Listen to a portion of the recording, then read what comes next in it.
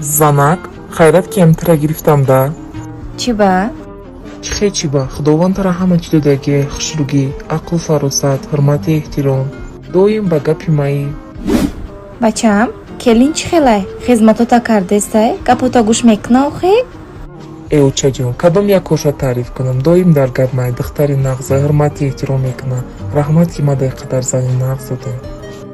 Худованд то охир аннамихи хушбахт бошем бачам. Чӣ гап, тинҷия? Ҳеч не, директормон амирӯз ҷангм кард. Ҳамин директортон дар 100 сол чиҳимта шида наметавонад. Кори хонаро бикуна, кӯдакоро нигаҳ куна, шавҳарша ҳурмату эҳтиром куна. Айбудаи ҳамаи кор биромаданам ҳарф зад наметавонад.